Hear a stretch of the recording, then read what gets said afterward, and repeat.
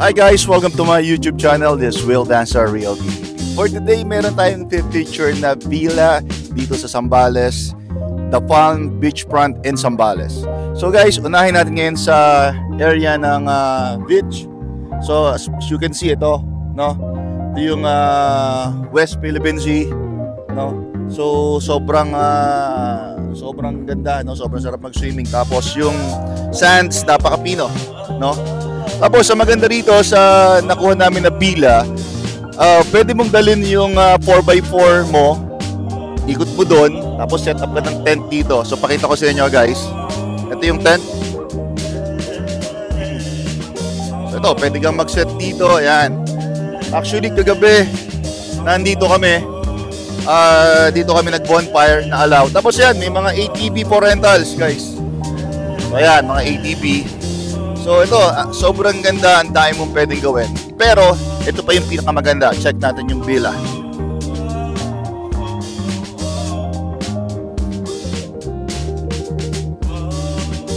So sa likod, beachfront to, no? Yung villa niya is beachfront. So meron din tayong pasukan dito right from your ang ganda. So meron din siyang ito kubo para sa mga kung sa driver, pwedeng matulog ito yung driver, no? Tapos meron siyang swimming pool, infinity pool. Yan. So para sa kids, mga lang to, mga 3 feet. Tapos may mga fountain. So pag pumesto ka dito, para ka naka-infinity, view mo yung dagat. Ayan. Sarap, sobra. Nag-enjoy yung mga bata dito kagabi, kanina. So pasok tayo dito.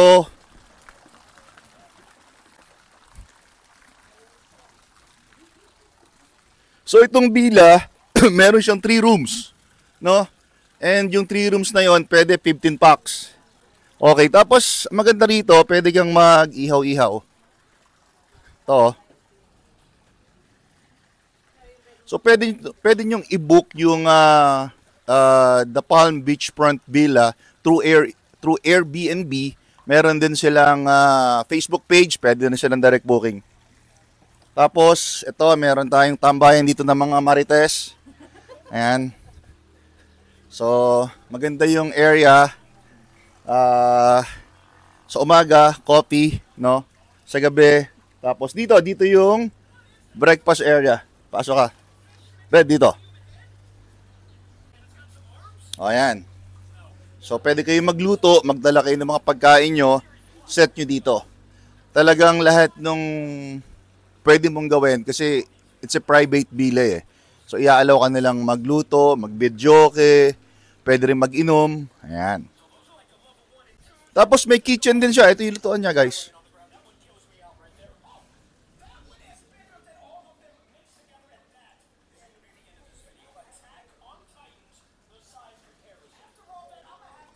Okay, so punta tayo sa room ngayon.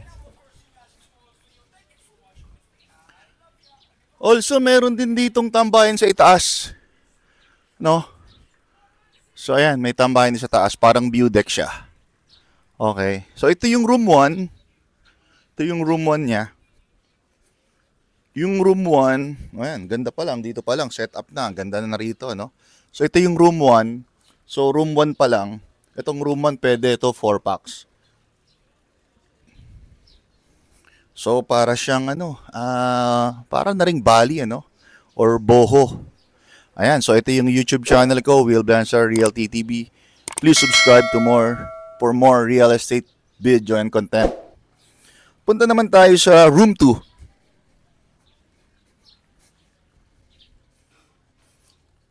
Tapos gated siya. Kaya very safe, no? Very safe yung family nyo. So ito naman yung room 2. Ayan. So itong room 2 pwedeng 4 packs. Ayan. So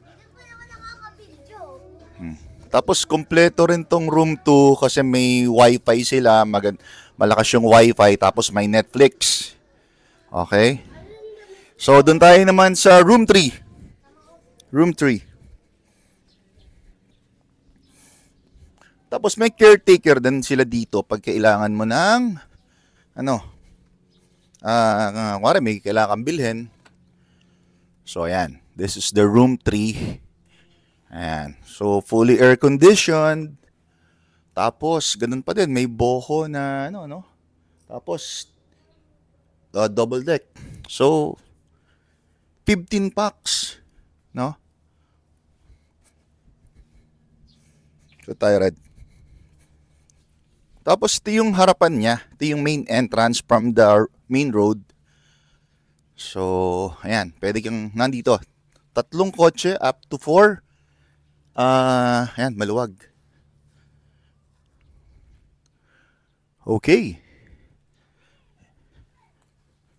So, sobrang nag-enjoy kami dito.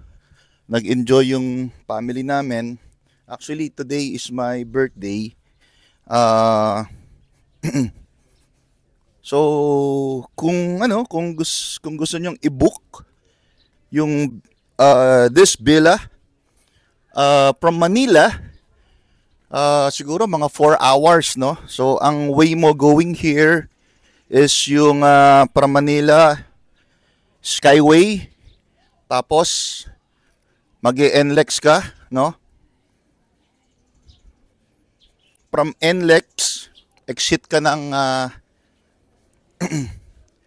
yung Pasubik, no? Esitex, tapos yung Subic ka, no? Subic. So mga mga 3 hours. Tapos ito guys, may tambayan pa dito, no? May tambayan pa. So, ang ganda, nature na nature. Kasi tingin mo, bundok yung kabilang side. Ayan.